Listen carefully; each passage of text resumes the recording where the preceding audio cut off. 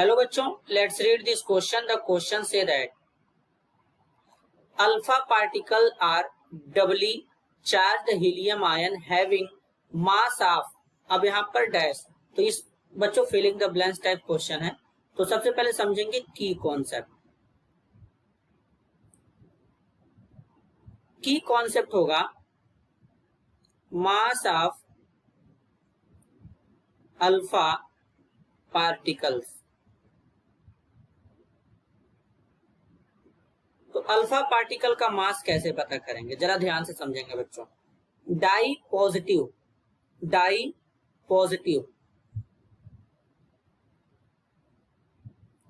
Helium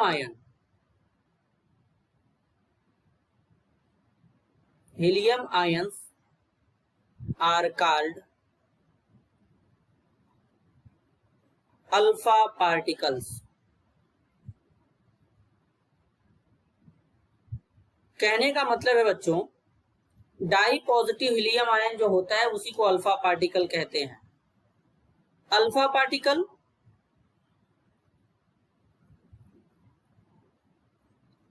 contains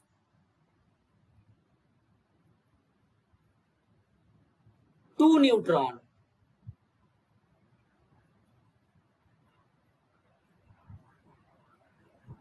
two proton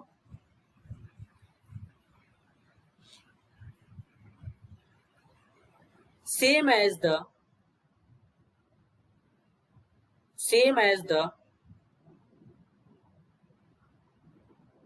helium ion.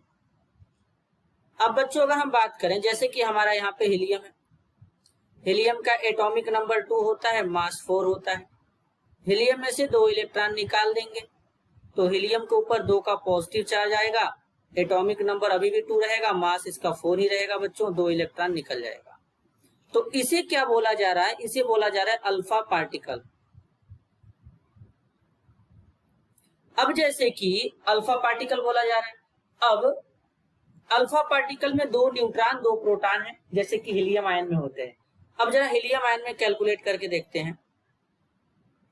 तो बच्चों helium ion में इलेक्ट्रॉन प्रोटॉन न्यूट्रॉन को जरा कैलकुलेट करके देखेंगे, किस तरीके से समझेंगे, जरा ध्यान से समझेंगे। एटॉमिक नंबर 2 होता है, एटॉमिक मास 4 होता है, ऊपर लिखा जाता है।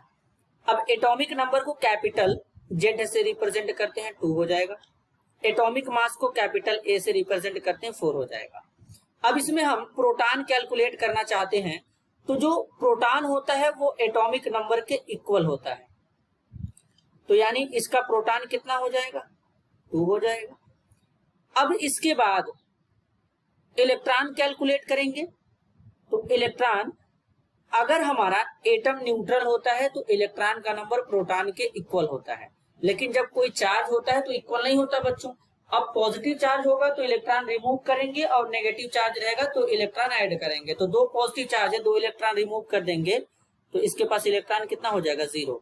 अब न्यूट्रॉन कैलकुलेट करने के लिए बच्चों क्या करते हैं?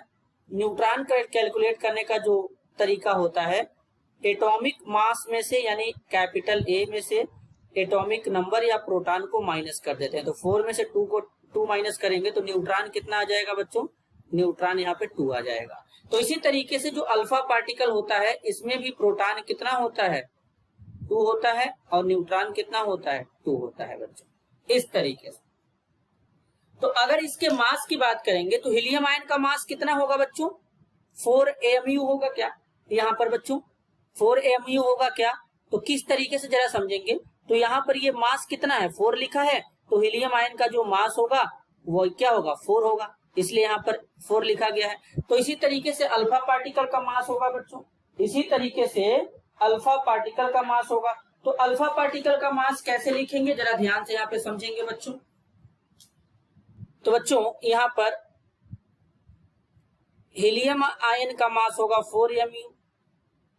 AMU का मतलब होता है एटॉमिक मास यूनिट। तो इसी तरीके से अल्फा पार्टिकल का भी हो जाएगा, कितना होगा? 4 AMU होगा। और अगर हम AMU का मतलब होता है एटॉमिक मास यूनिट, और अगर इसी को हम केजी में लिखेंगे बच्चों तो कितना लिखेंगे? 6.67 इंटू 10 की पावर माइनस 27 kg। तो यही हम लोग हीलियम के केस में भी लिख सकते हैं। तो ये बेसिकली यहाँ पर बच्चों मास निकल करके आएगा, या तो 4 AMU या फिर केजी में लिखेंगे तो 6.67 इंटू 10 की पावर -27 kg हो जाएगा बच्चों। This is your answer. I hope you understood it well. All the best.